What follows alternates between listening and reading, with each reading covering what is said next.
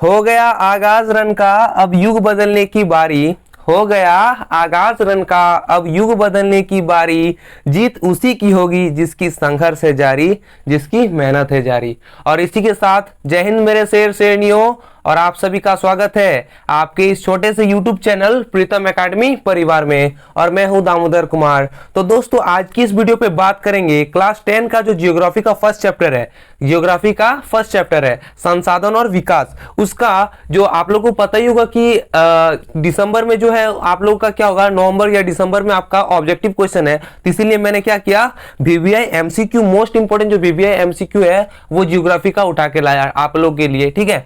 और आज हम लोग बात करेंगे इस सेट पे जो मैंने अपने हाथ से इसको लिख के तैयार किया है आप लोगों के लिए। और ये जो क्वेश्चन है 100% गारंटी है कि 1 से 2 क्वेश्चन आपका भीड़ ही जाएगा, ठीक ना। 1 से 2 क्या 5-6 क्वेश्चन आपका इसमें से भीड़ जाएगा, क्योंकि मैंने जहां जहां से क्वेश्चन बैंक से लिया है, बुक से लिया है, क्लास 10 का जो आया हुआ क्वेश्चन है, अगले साल जो आया, इस साल जो आया, सबको मिला के मैंने क्या किया, एक मटेरियल तैयार किया और आप लोग के सामने प्रस्तुत कर दिया, ठीक ना।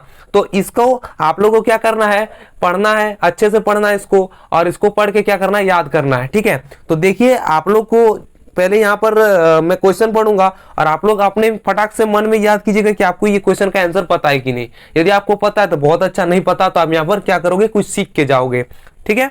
तो चलिए शुरू करते हैं बिना किसी फालतू बातों के। तो देखिए सबसे पहले जो स्टार्ट है, संसाधन कितने भागों में बांटा गया है, संसाधन को जो है वो कितने भागों में बांटा गया है। तो ऑप्शन इसका क्या है, 1, 3, 4 और 5। तो इसका सही आंसर क्या हो जाएगा, ऑप्शन नंबर सी, 4 भागों में संसाधन को बांटा गया है। अब पूछ रहा है नेक्स्ट क्वेश्चन कि स्वामित्व के आधार पर संसाधन को कितने प्रकार में वर्गीकृत किया गया है, कितने प्रकार में बांटा गया है। तो इसका सही आंसर क्या हो जाएगा मेरे दोस्तों, स्वामित्व के आधार पर 2 प्रकार से बांटा गया है। वो कौन कौन सा है, जैव और अजैव संसाधन है, ठीक है। चलिए नेक्स्ट क्वेश्चन पे बात करते हैं। तो नेक्स्ट क्वेश्चन क्या है, निम्न में से कौन नवीकरण संसाधन है। देखिए निम्न मतलब नीचे जो दिया गया है उसमें से 4 ऑप्शन जो आपका, उसमें से कौन सा नवीकरण संसाधन है। तो देखिए पहला तो है खनिज, दूसरा मनुष्य, तीसरा चट्टान और चौथा क्या है, सौर ऊर्जा। तो नवीकरण संसाधन उसको बोलते हैं जिसको हम लोग क्या कर सकते हैं, एक बार यूज करने के बाद दोबारा हम उसे यूज कर सकते हैं। तो क्या है वो, पुनः हम इसको यूज कर सकते हैं। तो देखिए पहले तो खनिज है, खनिज क्या हो सकता है, अभी हम लोग के पास स्टॉक है लेकिन यूज करते करते वो खत्म हो जाएगा, फिर उसको क्या हम दोबारा ला सकते हैं, नहीं ला सकते हैं। मनुष्य क्या है, एक बार जन्म लिया फिर वो मर जाएगा, क्या दोबारा आएगा, नहीं आएगा, खत्म हो गया अभी। चट्टान क्या है, चट्टान का यूज जैसे चट्टान में बहुत सारे खनिज पाए जाते हैं, लोह धातु पाए जाते हैं, उसको हम निकालने, चट्टान को हम लोग क्या किया, तोड़ फोड़ कर दिए, क्या फिर से वो चट्टान बना सकते हैं, हमको हम लोग उसको क्या चट्टान के रूप में फिर से रूपांतरित कर सकते हैं, नहीं कर सकते हैं। तो क्या गया, ये तीनों ऑप्शन गलत हो गया। बचा सौर ऊर्जा। सौर ऊर्जा क्या दोस्तों आपको पता है, सुबह होता है तो सूर्य उठता है, ठीक है। आपके घर में एक सोलर पैनल होगा, सोलर सिस्टम जिसको सोलर पैनल बोलेंगे, जिससे सोलर लाइट जलता है, ठीक है। सोलर से हम लोग जैसे बिजली उत्पादन करते, सौर ऊर्जा से बिजली उत्पादन करते हैं, वो आपके पास होगा। तो सुबह जैसे सूर्य उठता है आपके क्या होता है, आपका लाइट जलने लगता है, आपके घर में बैटरी होता है, बैटरी चार्ज होने लगता है। लेकिन जैसे सूर्य डूब जाता है आपका क्या होता है, वो काम करना बंद कर देता है। लेकिन दिन ब दिन रोज रोज क्या होता है, आपका सूर्य उगते रहता है और आपका क्या होता है, सौर ऊर्जा प्राप्त होते रहता है। तो क्या मेरे दोस्तों आप बता सकते हो कि सौर ऊर्जा कभी खत्म होने वाली ऊर्जा है। जितना दिन सूर्य रहेगा, जितना दिन सूर्य उगेगा उतना दिन सौर ऊर्जा रहेगा आपका, ठीक है। तो ये क्या हो जाएगा, सौर ऊर्जा का सही आंसर हो जाएगा। चलिए नेक्स्ट क्वेश्चन की ओर बात करते हैं। सोपानी कृषि किस राज्य में प्रचलित है। सोपानी कृषि किस राज्य में प्रचलित है, मतलब सीढ़ीदार खेती जिसको बोलेंगे, ठीक ना। तो सीढ़ीदार खेती उसी क्षेत्र में होगा जिस क्षेत्र में पहाड़ होगा, ठीक है, पहाड़ी एरिया में होगा। तो देखिए इसका ऑप्शन क्या दिया गया है, ऑप्शन दिया है, पहला ऑप्शन है भोपाल, दूसरा ऑप्शन है उत्तराखंड, तीसरा ऑप्शन है गोवा और चौथा ऑप्शन है राजस्थान। तो सबसे पहले आपको एक लॉजिक लगाना है कि चारों में से कौन सा आपके पहाड़ी एरिया में पड़ता है, पूर्व की ओर पड़ता है, ठीक है। तो पूर्व की ओर कौन सा पड़ता है, देखिए उत्तर पूर्व की ओर। तो भोपाल तो होगा नहीं मेरे दोस्तों, ठीक है। गोवा तो एकदम नीचे में होता ये तो होगा नहीं। और ये आपका किसमें, ये तो आपका राजस्थान गुजरात के साइड में पड़ जाएगा, ठीक है। तो इस सब में क्या पहाड़ नहीं पाया जाता है। लेकिन उत्तराखंड एक ऐसा राज्य है जिसमें पहाड़ पाया जाता है, और पहाड़ जहां पर होगा वहां के जनजाति क्या करेंगे, खेती तो करना आवश्यकता हो गई उस लोग को, क्योंकि पेट पूजा कैसे होगा, उन लोग का खाना तो पड़ेगा ना। तो इसीलिए क्या होगा, उसको खेती करना पड़ेगा। और खेती किस जगह पे पड़ेगा, पहाड़ पे करना पड़ेगा। अब पहाड़ पे तो खेती हो नहीं सकता, इसीलिए उसको क्या करना पड़ेगा, सीढ़ीदार एक आकृति देना पड़ेगा पहाड़ को, सीढ़ीदार क्या बोलते हैं, सीढ़ी जैसा, और उसको उस पे क्या करते हैं उन लोग, खेती करते हैं। तो क्या हो जाएगा, उत्तराखंड में क्या होगा, सोपानी कृषि का क्या है, प्रचलित है। ठीक ना। चलिए नेक्स्ट क्वेश्चन की ओर बात करते हैं। उत्तरी भारत की सबसे आम मिट्टी क्या है। उत्तरी भारत की मतलब बोला जाए कि उत्तरी भारत में सबसे अधिक जो मिट्टी पाया जाता है वही आम मिट्टी। ठीक ना, आम मिट्टी मतलब वही बोल रहा है कि सबसे ज्यादा पाया जाने वाला। तो उत्तरी भारत की सबसे आम मिट्टी कौन सी है, तो ऑप्शन नंबर आपका ऑप्शन में क्या दिया है, देखिए पहला तो ऑप्शन क्या है आपका, पहला है लाल मिट्टी, दूसरा है जलोढ़ मिट्टी, और तीसरा है काली मिट्टी, और चौथा क्या है, बलुई मिट्टी। ठीक है, तो मैं बता दूं इसका सही आंसर क्या हो जाएगा, ऑप्शन नंबर बी जलोढ़ मिट्टी होगा। आप भारत का मैप एक बार खोल के देखोगे, आपके क्लास 10 के एनसीईआरटी बुक में दिया हुआ है कि जैसे आप बुक को पलटोगे तो आपका जो मिट्टी वाला टॉपिक आएगा, मृदा वाला टॉपिक, उस पर आपका एक मैप बना रहेगा। उस मैप पे आप देखिएगा जितना भी ग्रीन रंग का दिखेगा आपको पोर्शन, वो क्या है, जलोढ़ मृदा है। और आप भारत के मैप पे आप देखोगे तो सबसे अधिक जलोढ़ मृदा ही पाया जाता है, और भारत की सबसे आम मृदा किसको बोलते हैं, जलोढ़ मृदा को ही बोलते हैं। ठीक है, तो चलिए नेक्स्ट क्वेश्चन की ओर बढ़ते हैं। देखिए छठा नंबर क्वेश्चन क्या बोल रहा है कि पूर्व तट के नदी डेल्टाओं में किस प्रकार की मृदा पाई जाती है। अब पूर्व की ओर बोल रहा है, तो आप देखिएगा कि उस मैप पे, जैसे कि मैं बोल रहा हूं कि आपको मैप देखने, तो आप उस मैप पे देखोगे ना तो आपका पूरा नॉलेज हो जाएगा किसके बारे में, मृदा के बारे में, मिट्टी के बारे में। ठीक ना, तो आप मैप को एक बार जरूर देख लीजिएगा क्योंकि आपके एनसीईआरटी बुक में दिया हुआ है। ठीक है, तो पूर्व तट की डेल्टाओं में पाए जाने वाला मृदा कौन सी है, तो उसका सही आंसर क्या हो जाएगा, वो भी क्या है, जलोढ़ मृदा है। ठीक है, पूर्व की ओर देखोगे तो आप भी उसका हरा रंग ही दिखेगा आपको, और हरा रंग जो है वो क्या है, जलोढ़ मृदा है। चलिए नेक्स्ट क्वेश्चन की ओर बढ़ते हैं। नेक्स्ट क्वेश्चन क्या है, प्रथम पृथ्वी सम्मेलन किस देश में आयोजित किया गया था। ठीक ना, कहां आयोजित किया गया था प्रथम पृथ्वी सम्मेलन। ठीक है, तो इस कहां आयोजित किया गया था, ये ऑप्शन आपका पहला है मुंबई, दूसरा है रूस, तीसरा है ब्राजील, और चौथा है अमेरिका। तो मैं आपको बता दूं इसका सही आंसर क्या होगा, ऑप्शन नंबर जो सी देख रहे हो आप, ऑप्शन नंबर सी जो देख रहे हो वो सही आंसर हो जाएगा, ब्राजील इसका सही आंसर होगा। प्रथम पृथ्वी सम्मेलन ब्राजील देश में आयोजित किया गया था। ठीक है, चलिए नेक्स्ट क्वेश्चन की ओर बढ़ते हैं। और रियो डी जेनेरो में पृथ्वी सम्मेलन कब हुआ मेरे दोस्तों। तो देखिए डेट वाला जो क्वेश्चन होता है इसको आपको एक लॉजिक से आपको याद रखना पड़ेगा। ठीक ना, किसी तरह या तो आप रट्टा मार लो, रट्टा तो बहुत कम ही आदमी मार पाते हैं क्योंकि डेट आप भूल ही जाओगे। एक आप जब बुक पढ़ोगे हिस्ट्री में तो बहुत सारा आपका होगा, भंडार है आपका डेट का, तो उसको याद करोगे कि इसको याद करोगे, तो किसी तरह से आप एक लॉजिक लगाओ जिससे आपका याद हो रहा है। ठीक ना, एक लॉजिक लगा लो कि इसको हम याद करेंगे, जैसे मोबाइल नंबर हम जैसे याद किए थे अपने टाइम पे, तो एक मोबाइल नंबर की तरह याद कर लेते थे इसको। ठीक ना, और बस हो जाता था। इसी प्रकार से आपको क्या करना पड़ेगा, किसी तरह एक लॉजिक लगा के अपना माइंड में जिस प्रकार से आपका माइंड बोल रहा है किस प्रकार से याद करो तो याद हो जाएगा। ठीक ना, तो उसको फॉलो करो और आप क्या कर लो, याद कर लो डेट, क्योंकि याद अधिकतर बच्चा क्या करते हैं, डेट तो याद करते हैं बट एग्जाम टाइम आते आते वो भूल जाते हैं। तो मैं इसीलिए मैं आपको बोल रहा हूं कि एक लॉजिक लगा के आप इसको याद करो। देखिए तो 8वां नंबर क्वेश्चन क्या बोल रहा है, रियो डी जेनेरो में पृथ्वी सम्मेलन कब हुआ। तो इसका सही आंसर मैं बता दूं क्या होगा कि जून 1992। ऑप्शन नंबर जो 4 है जून, ऑप्शन नंबर जो 4 है जून 1992, ये क्या है, सही आंसर हो जाएगा। चलिए नेक्स्ट क्वेश्चन की ओर बढ़ेंगे। सबसे वीवीआई मोस्ट इंपॉर्टेंट क्वेश्चन जो है इस बार जो क्लास 10 2022 का जो एग्जाम हुआ क्लास 10 में, उसमें पूछा गया था कि राष्ट्रीय वन नीति किस वर्ष लागू हुआ। तो देखिए इसका सही आंसर क्या हो जाएगा, इसका आंसर हो जाएगा option number B. Option number B आपका क्या हो जाएगा, सही हो जाएगा 1992 इसका सही आंसर हो जाएगा। ठीक है, थोड़ा बोलने में दिक्कत हो रहा है मेरे दोस्तों क्योंकि मेरा अभी सर्दी हुआ है और थोड़ा फ्रस्ट्रेशन जो है वो रह गया है। ठीक है, पूरी तरह से ठीक ना हो पाया है, इसी कारण से थोड़ा बोलने में थोड़ा रुकावट आ रही है, इसीलिए आपको मैं सॉरी बोलता हूँ इसके लिए कि थोड़ा रुकावट आ रही है। तो इसको आप इग्नोर करो और पढ़ाई पे ध्यान दो। ठीक है, चलिए क्लास इस पे बात करेंगे, किस पे, क्वेश्चन नंबर 10 पे। भारत में पाई जाने वाली सबसे महत्वपूर्ण मृदा क्या है। जैसे कि मैंने अभी आम मिट्टी बोला तो उसी प्रकार ये महत्वपूर्ण मिट्टी, तो क्या हो जाएगा इसका सही आंसर जलोढ़ मृदा हो जाएगा। ठीक है मेरे दोस्तों, ऑप्शन नंबर ए सही आंसर हो जाएगा। बात करेंगे अगले नंबर क्वेश्चन पे, तो 11वां नंबर क्वेश्चन क्या बोल रहा है, किस मिट्टी या मृदा, किस मृदा में लौह धातु पाई जाती है। अब बात यहाँ पर आ जाती है लौह धातु वाली। तो देखिए जैसे लौह धातु की बात आती है सभी बच्चे क्या सोचने लगते हैं, अरे लोहा है, लोहा तो किस में पाया जाएगा, लाल मिट्टी में पाया जाएगा। ठीक है, तो सब सोचते हैं लाल मिट्टी में पाया जाता है, तो मैं आपको बता दूं मेरे दोस्तों, आप इसको भ्रम पाले हो अपने माइंड पे। आपका माइंड ये गलत बता रहा है कि आपका लाल मिट्टी में लोह धातु पाया जाता है, ये आप गलत हो, ठीक है, ना कि जलोढ़ मृदा में पाया जाता है। जलोढ़ मृदा भी इसका आंसर नहीं होगा, ठीक है, ये भी नहीं होगा, ये भी नहीं होगा, और इनमें से कोई तो एकदम ही नहीं होगा। आपका सही आंसर हो जाएगा काली मिट्टी। काली मिट्टी में आपका क्या हो जाता है, लोह धातु का जो अंश है वो पाया जाता है, ठीक है।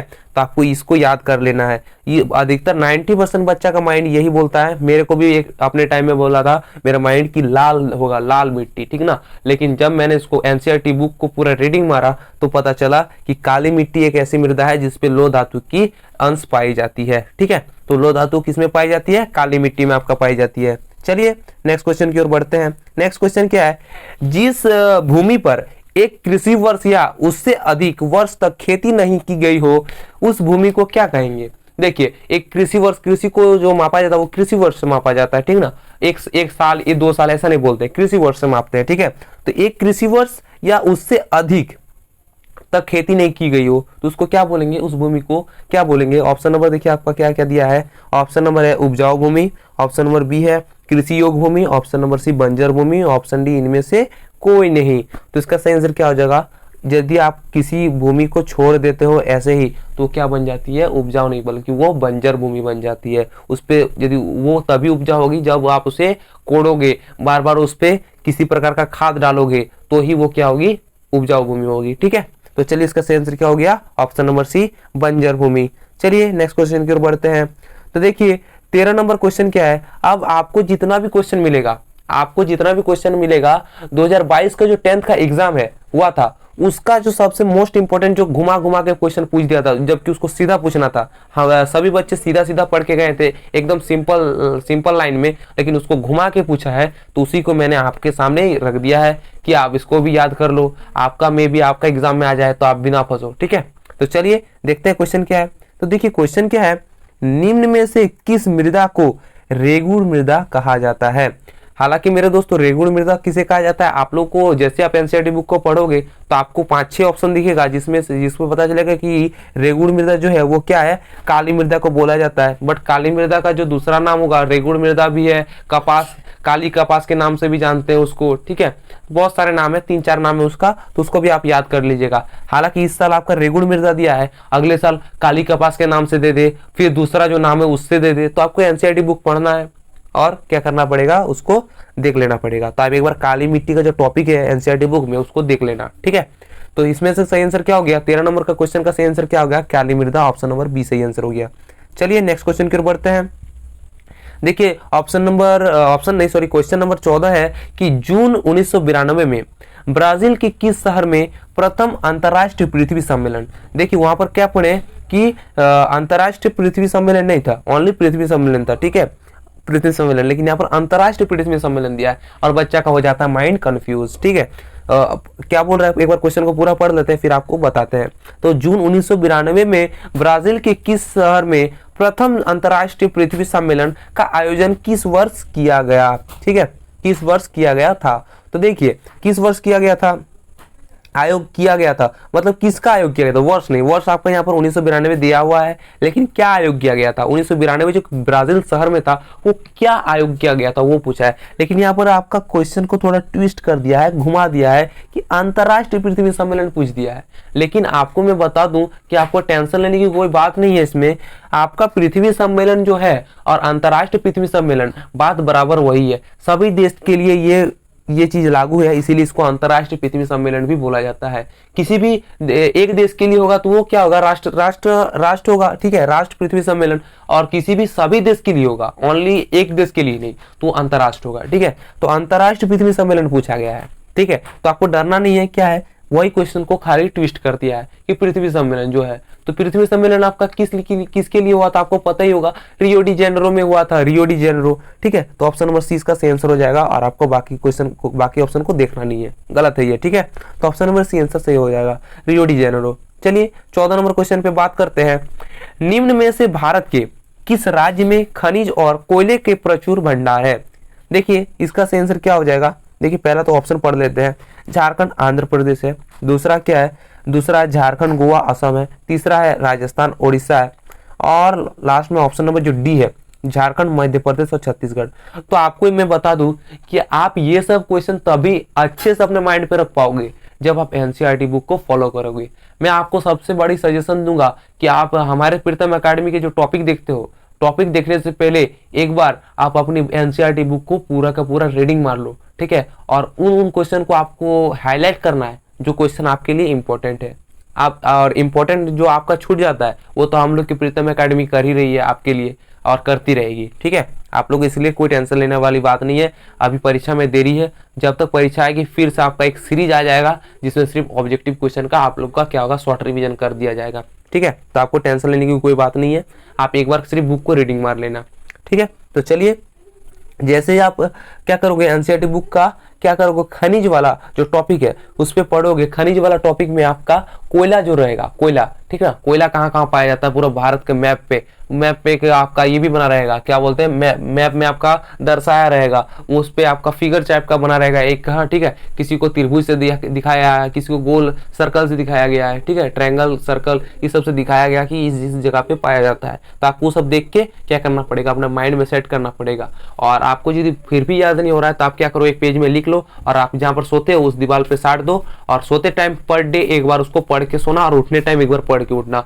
देखिए आपका माइंड इतना तेज हो जाएगा, इतना तेज हो जाएगा कि आपके दोस्त, आपके बगल वाले सब आपके एकदम फैन हो जाएंगे कि आप कैसे याद कर रहे हो, ठीक है। तो ये ट्रिक आपका बहुत ही इंपॉर्टेंट ट्रिक था जो आपको मैंने आज बता दिया। तो चलिए, इसका आंसर क्या हो गया, इसका आंसर ऑप्शन नंबर डी हो जाएगा, झारखंड, मध्य प्रदेश और छत्तीसगढ़। आप इसको देख लीजिएगा, आपका यही आंसर सही है, ठीक है। चलिए नेक्स्ट क्वेश्चन की ओर बढ़ते हैं। देखिए 15 नंबर क्वेश्चन क्या है, भारत में भूमि का कितना प्रतिशत भाग भू क्षेत्र मैदान के रूप में है। मतलब आपका जो भूमि है, पठार किसका पूछा है, भूमि का कितना प्रतिशत भाग भू क्षेत्र मैदान, मतलब मैदान का पूछा है। देखिए क्वेश्चन हल्का घुमा दिया है, एक दो वर्ड एक्स्ट्रा दे दिया है। आपका सीधा पूछता है कि मैदान कितना प्रतिशत है, भारत का जो भूमि है उसमें से मैदान कितना प्रतिशत है, ये क्वेश्चन था। बट यहाँ पर थोड़ा लोचा करके आपका प्रतिशत भाग, भूभाग, क्षेत्र ऐसा करके क्वेश्चन को लेंदी कर दिया है। तो आपको इसमें कुछ देखना नहीं है, सीधा आपको मैदान देखना कितना प्रतिशत है। एक बार क्वेश्चन को पढ़ लेना, लेकिन ठीक है ना, सीधा मारने की कोशिश मत करना क्योंकि इसमें गलत भी हो जाता है कभी कभी, ठीक है। क्वेश्चन के भी कभी कभी सेम रहता है, क्वेश्चन देखने में सेम है लेकिन वो कुछ अलग ही आंसर होगा उसका, ठीक है। तो इसके लिए आपका क्या करो, क्वेश्चन को पूरा अच्छा से पढ़ो, उसके बाद समझो क्वेश्चन क्या बोल रहा है, उसके हिसाब से आंसर को टिक मारना है। और आपको नहीं आता है तो बाय ऑप्शन की तरह से भी आप मार सकते हो, ठीक है। तो चलिए देखते हैं इसका सही आंसर क्या हो जाएगा। इसका सही आंसर आपको हो जाएगा 43%, आपका ऑप्शन नंबर बी सही हो जाएगा। और इस पीडीएफ का सबसे लास्ट क्वेश्चन जो आपका इस बार इस वीडियो का होने वाला है वो है 16 नंबर क्वेश्चन, देश के क्षेत्रफल का लगभग 27% हिस्सा खनिज, जीवाश्म ईंधन और वन के अपार संचय के रूप में कितना क्षेत्र को जाना जाता है। तो ये भी क्वेश्चन क्या किया गया है, ट्विस्ट कर दिया गया है, घुमा दिया गया है। तो आपको इसमें भी कोई टेंशन लेने की बात है नहीं, आप सिर्फ इस जगह पे देखो कि आपका कितना पूछा है, 27%। और आप सीधा देखो कि क्षेत्रफल के आपका जो भारत का क्षेत्रफल है, देश का क्षेत्रफल, उसमें 27% जो खनिज है वो किस पे पाया जाता है। तो फटाक से आपको देखना है कि खनिज जो है उस पर किस पे पाया जाएगा, मैदान पे पाया जाएगा, पठार पे पाया जाएगा, पर्वत पे पाया जाएगा या सभी में पाया जाएगा। इसका सही आंसर क्या हो जाएगा, इसका सही आंसर होगा पठार में आंसर सही हो जाएगा। और ऑप्शन नंबर ए आपका क्या हो जाता है, सही हो जाता है।